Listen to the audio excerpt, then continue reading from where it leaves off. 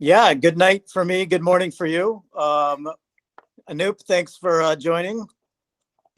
Thank you for organizing this month. I think US India Monitor is something you started in 2011, and I think you've been at it. I've tried to participate from whatever I could, Yeah, but I think I want to participate more. I think, as I said in the previous thing, right?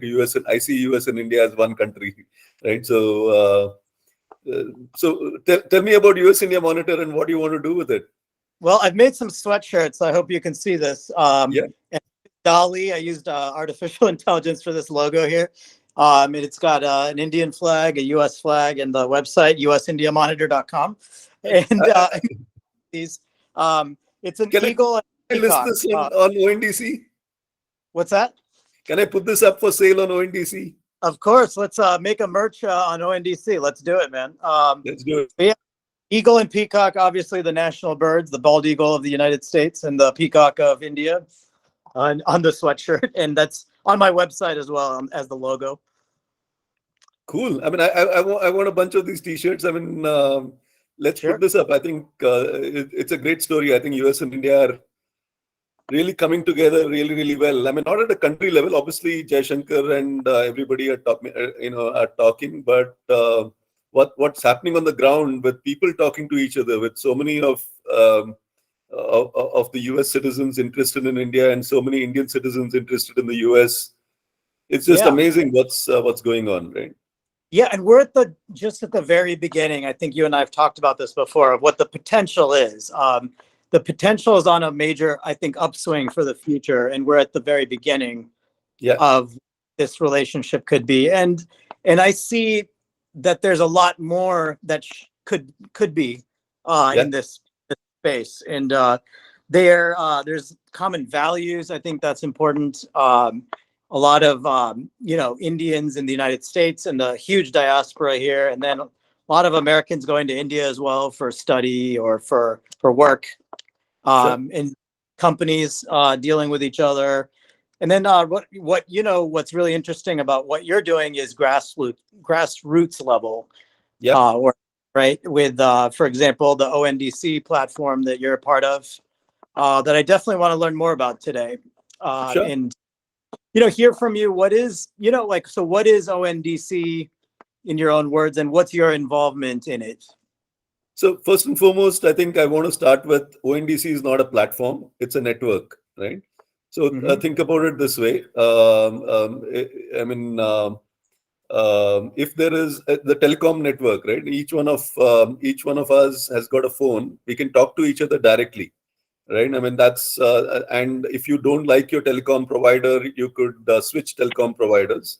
You could just change your SIM card and go to somebody else. So ONDC is like that. It's setting up standards for us to communicate with each other, just like your phones can communicate with each other. So if I have something to sell, it gives me a standard language in which I can say, "This is a T-shirt I've got to sell," right? And that is communicated to everybody that is listening on ONDC, right? It's an open network. Everybody can listen in on ONDC. Anybody that is on ONDC can listen and say, "Hey, Anup, I like your sweatshirt. I want to buy it, right? And what's the price on it?" And that's a Hmm. conversation that happens through algorithms or computer programs that talk to each other. And then the deal is struck. And then automatically a logistics provider is picked from the network. Somebody puts up his hand and says, "Hey, you know what, Anup, I am willing to carry your T-shirt from your house to Mahan's house. And here's the cost for that, right? And I'll deliver it in 2 days." And Hmm. then somebody else says that I will do it in 3 days and I'll do it for cheaper. And then both you and I get the choice to pick the right provider for that delivery, right? And So this is it's an all open network. It's like open marketplace where everybody can listen. Everybody is talking in the same language. There's governance that we are all agreeing to, rules that we all agree to. It's a very, very, very utopian vision. That, I mean, it's beautiful. I mean, the vision is just amazing, right?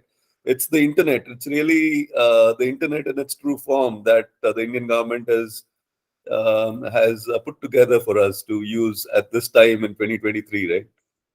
yeah, that's amazing. And it's a federal or national program in India, but this is meant to be local, right? So the deliveries you're talking about in the participating businesses would be in a local area, right?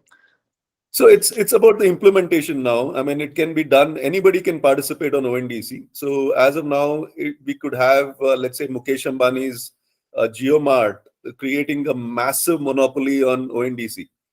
So just like in the telcos, we have 3 or 4 players that participate and provide the telco services on the network. Right, the network is owned by everybody. The bandwidth is owned by everybody, but finally it's 3 companies that rule the roost, right? It could so happen that something similar could happen on ONDC, and that will happen. There'll be many big companies that will come and become the integrated providers of services on ONDC. But Like, also you could have local players. So because it levels the playing field, the technology that is needed to enter ONDC is very, very low, right? Because you can just plug yourself in, an entrepreneur can connect in. I'm hoping personally that the grassroots groundswell for joining this open network will be much higher, because the corporations will take time to react.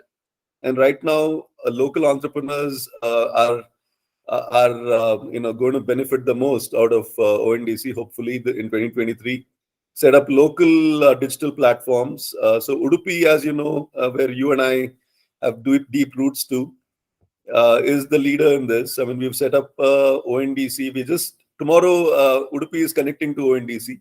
wow, So what we started with e-Samudai is now connecting to ONDC. That's 7,000 households in Udupi are going to be connected to ONDC. 250 merchants in Udupi are going to be connected to ONDC. And then, you'll get more and more, people joining, right? So that's that's, amazing. yeah. And that includes the grocery store that my great grandfather started will be a part of this, right? In the 1800s. That's absolutely right. So Ajesh, Cool. your cousin, will be one of the sellers on ONDC. He's already been, the ONDC Twitter handle has already tweeted Ajesh sitting at his desk, doing his numbers. And I think he was the first to join e-Samudai, and will be the first in Udupi to join ONDC as well. So the That's sellers, awesome. yeah. So you're taking an old concept and joining it with new technology, which is very cool. I'm glad to hear Udupi will be a part of this, and you could say it's a leader in this movement, right? It's one of the early adopters, and sounds like households as well as businesses are part of it, and Yeah. I'm glad to hear that. And you've been spending time in Udupi, right, lately? Yeah, I mean, I go there as often as I can, but my team, team goes there more often than me, I guess. Yeah. We've had 3 large gatherings in Udupi. I mean, we've had people from all over India come to Udupi and spend 3 or 4 days. So that's been good, I think, and that's been part of the Samudai rollout. Mhm. So Udupi has been at the center of this. I mean, and I keep going back to what Team Up I did, right? I mean, this is a grassroots movement. He did a grassroots movement. This is Mhm. essentially set up from scratch, right? I mean, the whole Manipal group and what happened in Manipal was essentially pygmy banking and small households doing small savings for Mm. big goals, right? Small And accounts starting somewhere, right, and growing yeah.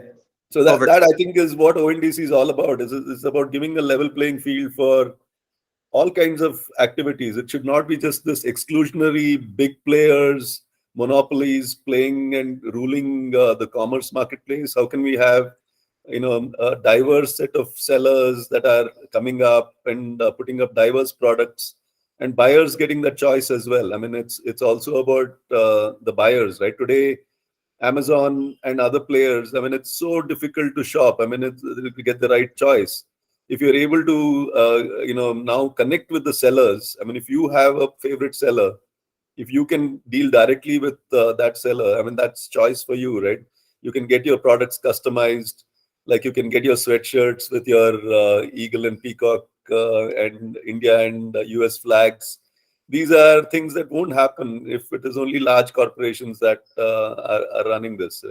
Absolutely. So you're looking for organic growth. You're looking for options, basically, if you're a merchant, or if you are in the delivery space. So in theory, could a company like Ola be a part of this as well, like a large player, or is it large and small can all participate?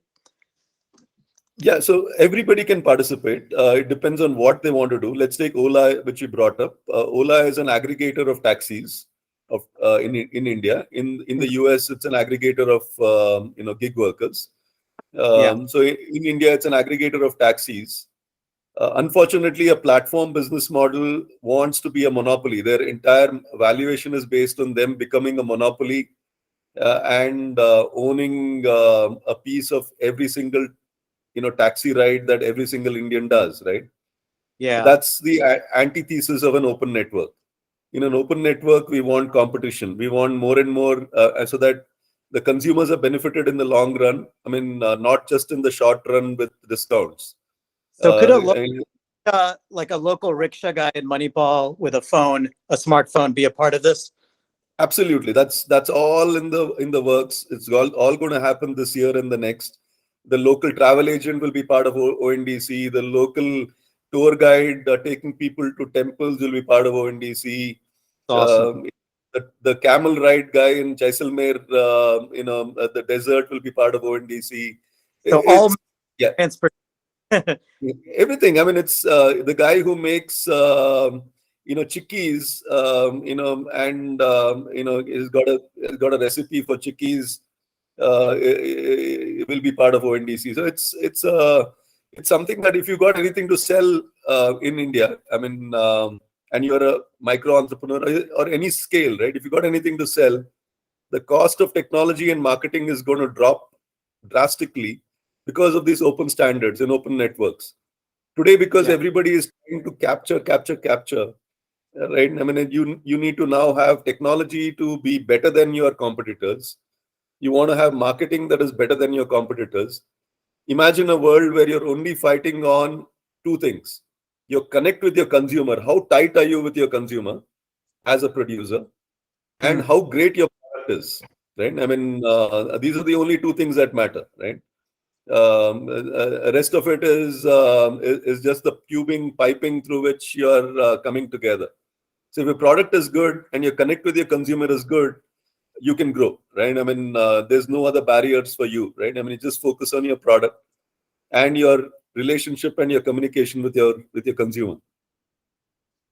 That's awesome. And by chickies, you're talking about the candies that people make, right? Not Yeah, the not. peanut candy, peanut brittle. Just want to clarify for our audience what you're talking about, like a brittle candy, which is awesome. Actually, now Yeah. you got me thinking about it.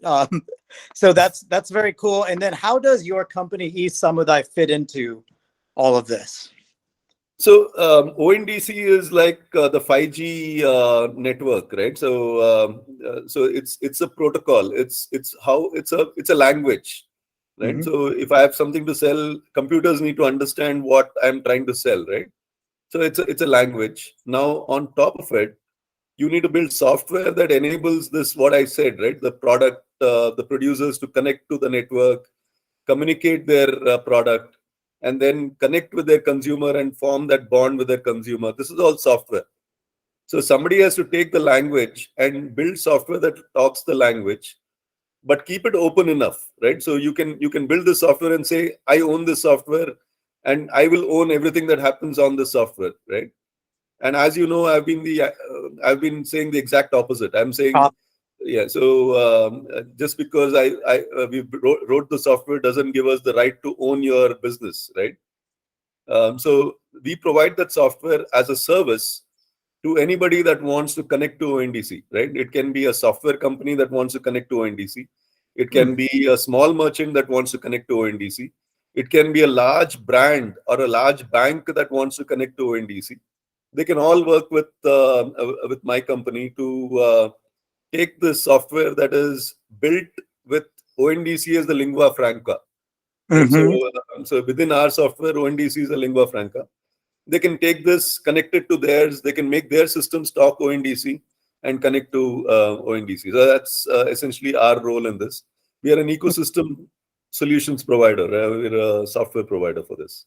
And this is being led by the Indian government, and I believe Prime Minister Modi is also involved, right, in the rollout. So this is a large program. I mean, it's something. I mean, as you, it's a big vision, right? So and it's come from the top. And given the way Prime Minister Modi operates, he wants to put his name behind something hard. I mean, in a strong way, only when it starts to show results, right? Right. So while he in up as early as February, March, April last year, the Prime Minister's office started tracking this initiative on a weekly basis. So that Mm-hmm. I think is including weekly updates and all of that. So I think, and when the Indian contingent went to Davos for World Economic Forum, ONDC had one slide in their presentation. That's great. So it's starting to show as something that we're doing uniquely. So I think sometime this year, the Prime Minister should endorse the initiative fully in a public way. Hopefully, inshallah, as they say. Allah, yeah. And do you have any numbers or data you can share about the rollout that would be interesting, and what the potential is for it for the growth? So we have got about more than 5,000 sellers from across India, different sellers, including recently we've had the Kanchipuram saris, the makers of Kanchipuram saris are on ONDC. So I've that's never five. worn myself, but they're beautiful. But, Sorry. but there's a long way to go, because that's only 5,000 out of 80 million sellers in India. Right? Wow. I mean, my goal is to have all those 80 million sellers in India on ONDC. Yeah. But this is just the start. I mean, I think this year, by the end of this year, I'm hoping that e-Samudai itself would have had 100,000 sellers on ONDC, brought 100,000 sellers on ONDC, and next year go up to a couple of million and then beyond. So I think that's a journey that's begun over the next 5 years. I think all the sellers, all the commercial activity that happens, can it happen on ONDC? Because digital, anything that happens on the internet happens on ONDC, because it makes sense. It reduces cost and complexity if you adopt a standard. So this is a standard. If you remember, before the SWIFT standard in the banking system, there was so much paper, right? I mean, if I had to buy something from America, I'd had to do so many different things, right? Now with the SWIFT network, it's all streamlined. I mean, it's all become very computer or automated, right? Yeah. So something very similar can happen to trade in India. And then if I'm actually trying to work with some people in the US to implement ONDC in the US as well, right? And tomorrow, a US network, somebody like you who's making T-shirts or wants to make T-shirts in the US can sell to Indian audiences as well. We just need to work out the shipments, and small shipments through DHL, FedEx, and other things have already started working. We've already got big companies on both sides that can do these small shipments as well. So I think commerce at a citizen to citizen level, right? Using ONDC kind of networks, you will be legally operating under US law. I'll be legally operating under Indian law, and we can buy and sell from each other, right? Yeah. Yeah. There's a lot of interest, I think, in we were talking about groceries earlier, but someone like me is looking for let's say Indian tea, for example, or Indian honey, for example, or other products, clothing. Obviously, there's clothing that's made in India you can't get here, and vice versa. So that leads me to a question about payment processing. You have a wide variety of payment methods. Like, do you take credit? Would it involve credit cards? Would it involve blockchain? Would it involve, ATM cards, all of the above? What's the methodology for payment, and especially if you were to get into payment across borders? Sure. So as of now, let's look at each country as an island before we connect these islands. So right now, the island is building up in India. And in India, the most popular payment method is UPI, which is essentially an automated bank-to-bank transfer using mobile phones, a secure And method using mobile phones.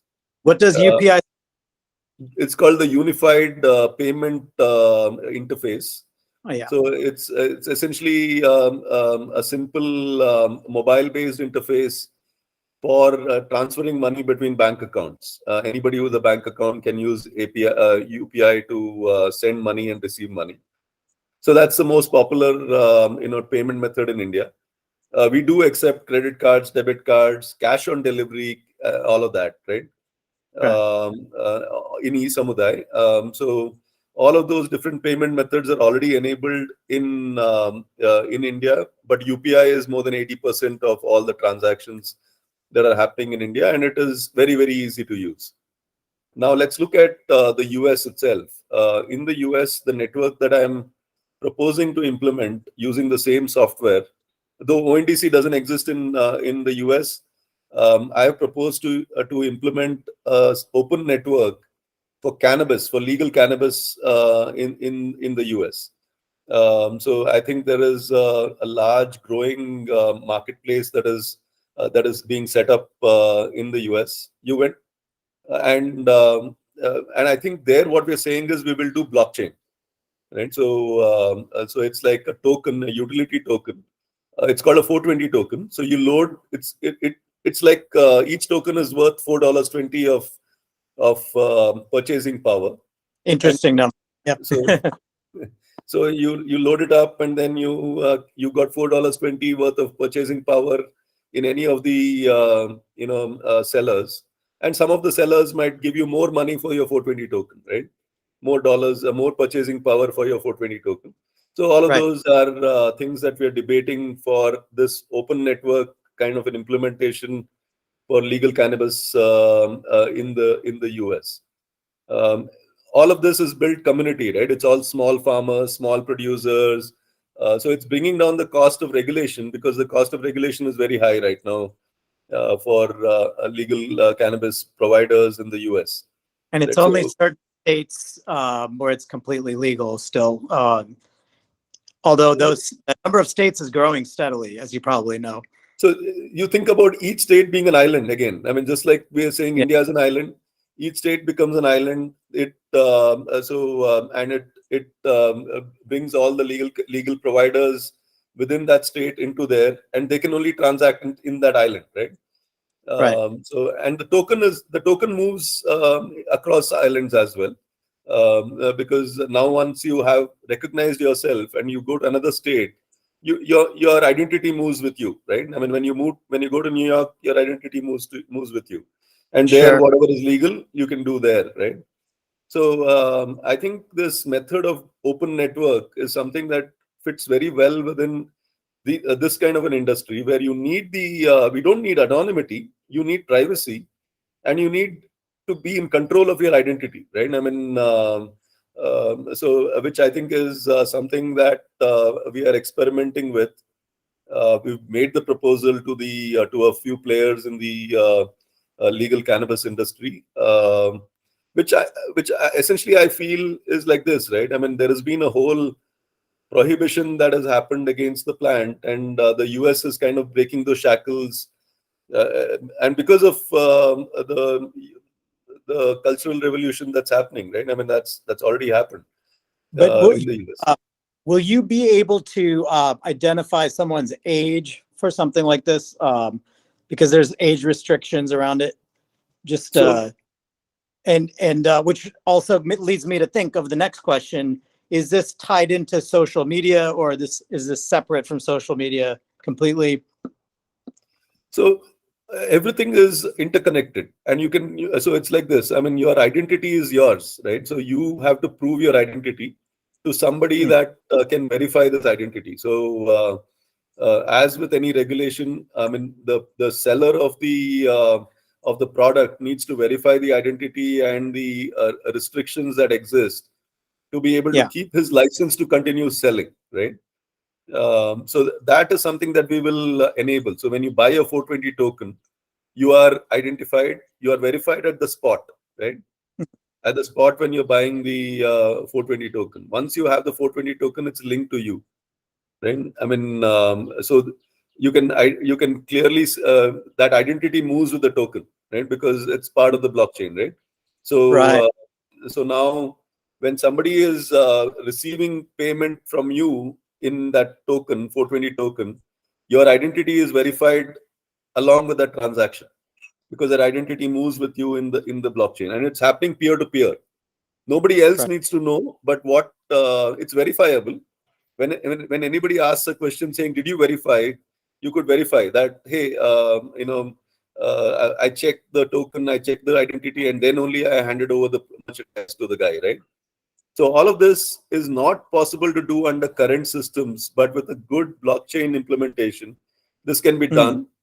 It can, I mean, all this gray area that people are playing with and the fears that we have of kids, you know what? I mean, because of the lack of regulation, people are selling cannabis on the side of the streets in New York City, right? I Yeah. mean, there is absolutely no. In Uh, every so, I mean, and that's much something worse, that needs to stop, right?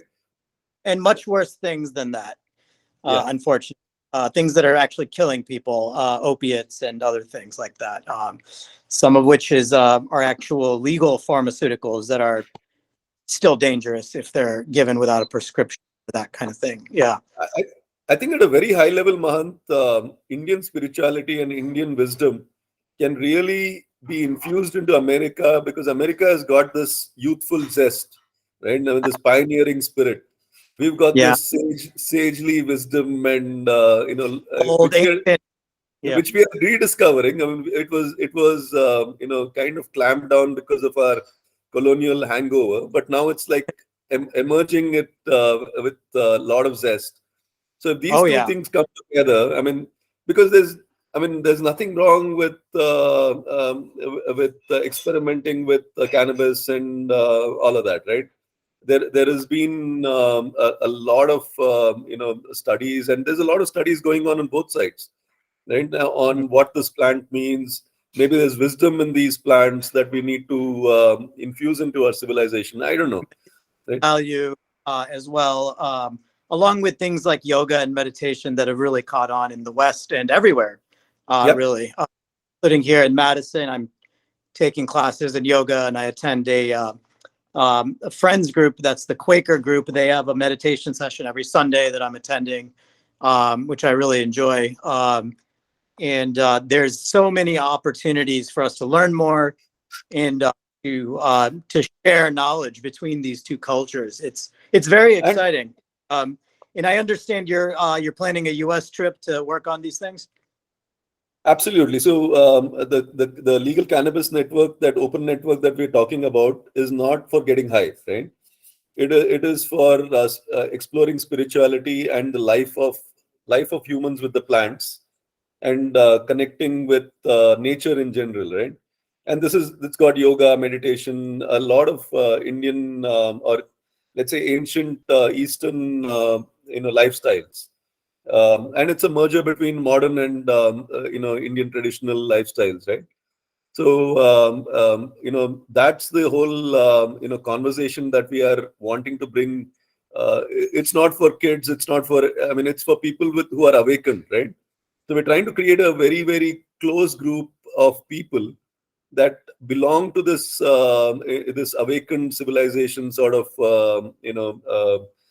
structure, and then that's the people that we want to get them into the 420 tokens, right? I mean, it's not the kids, it's not the it's the change makers that want to come in, that want to remove the prohibitionary getting high association with the plant. It's something more deeper than that. It's not get high every day and all of that. So Or uh, spiritual, then recreational is what absolutely. talking about, right? And there's definitely a spiritual element. And as we know, marijuana goes back thousands of years in India and has been used in the spiritual realm, certainly throughout that time. It From still is. and still is. It has throughout, really, on a constant basis. And there is a huge opportunity there in both countries and other countries. And as you know, other things like ayahuasca in Central and South America has really caught on. And that's considered definitely more spiritual than recreational, from what I've heard about it. Yeah. And India has a lot to offer the world in this area. So ONDC, it looks like moving forward. E-Samudai, it's great to see the progress you've made in Udupi and other places. So what are some of the challenges you see for this, for the next few steps in the coming months, years? So I think as of now, the biggest challenge we face as a civilization is people holding on to the status quo, right? I mean, the status quo is killing us, right? I mean, it is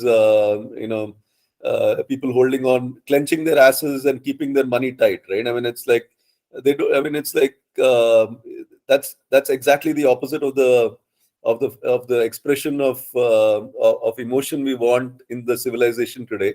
It's I the think that's the same thing, right? I mean, with open network, this is opposite, right? So we want materialism, material wealth, and hoarding it to the yeah. detriment of others, you could say. And how much is enough? And is there ever enough in that rat race, right?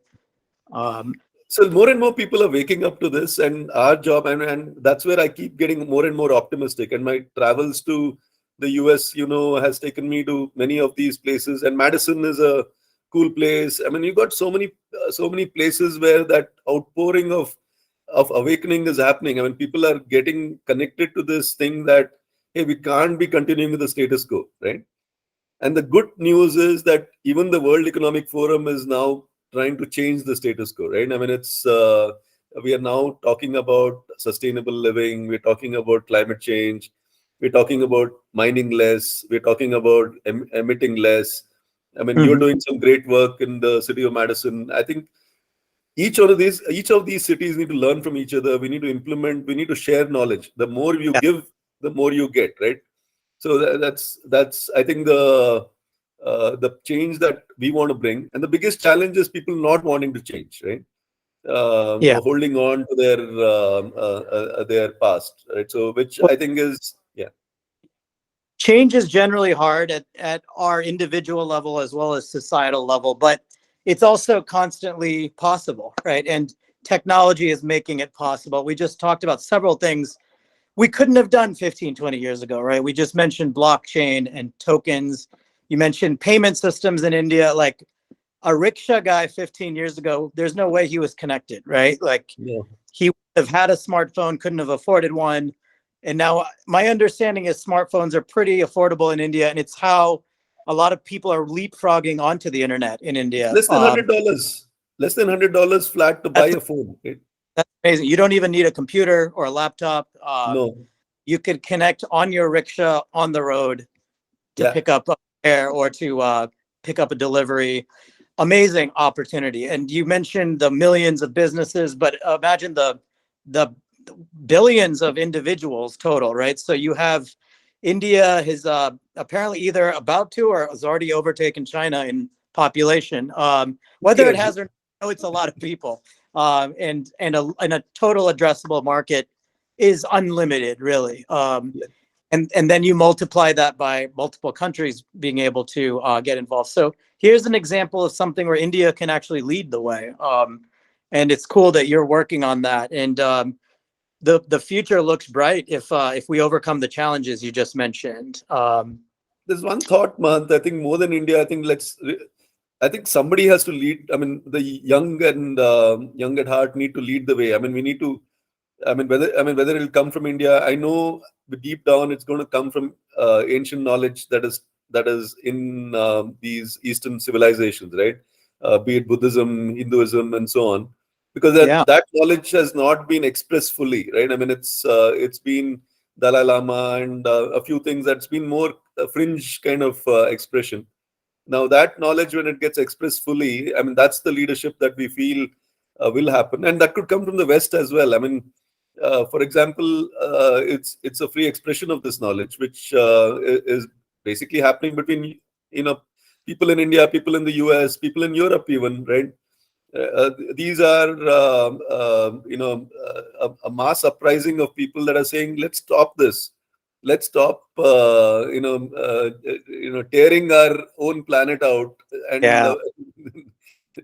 and being miserable while we're doing it. It's not as if we're Yeah. happy even. Gaining happiness, right?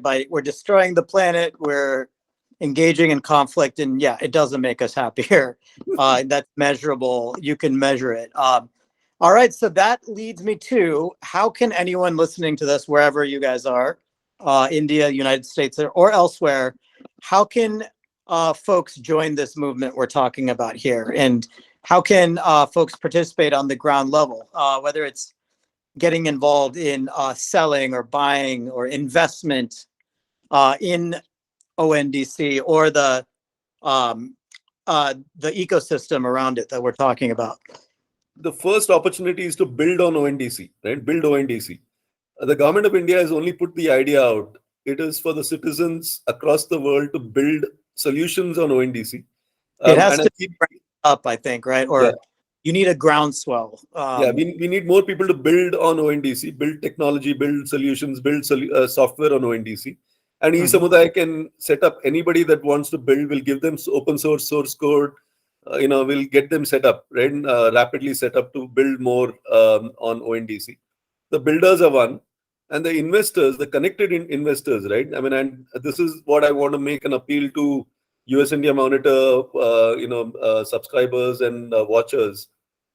There is an opportunity for anybody that has a heart for India to invest in your hometown, right?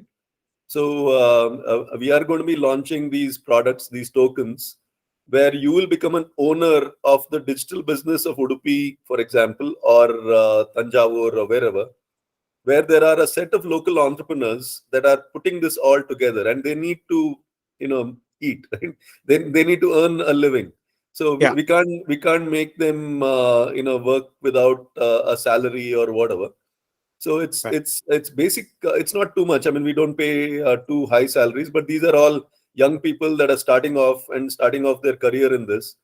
So we build a pool of money that goes into funding these young entrepreneurs, building these kind of systems, and that's what we are tokenizing. And as the network grows, the value of the token grows, and I feel it is going to be an amazing investment. It's investing in your hometown into something that's happening, that you can see changes happening in your hometown, and it's an investment a product as well, which could potentially be 10x in 5 years. Uh, Very, very so interesting, um, because it's investing in something you believe in and a future you want to see. yeah. And, returns are great, but even the concept of investing, and everyone talks about ESG and socially responsible and governance and environment, but here's a way to put that money really where your mouth is, I feel like. And I And think we are trying to make it as small as, let's say change. I mean, it could be $100, $200, whatever, right? I mean, we'll bring the token numbers to a point where it becomes easy for people to put this money away and see it grow, rather than look at it as 100,000 or whatever, which is a typical angel investing sort of structure, right? So how can we all come together to invest in our hometowns? with even, Um, right? yeah. So that's one part of the things that I will be talking about when I come to the US. Yeah, I will definitely be in Madison, and hopefully, we can bring together a gathering and talk to people about what's happening and build it up absolutely. before that. Let's chronicle your trip on this platform here. Let's make more multimedia around your trip, and get some energy behind it when you come over.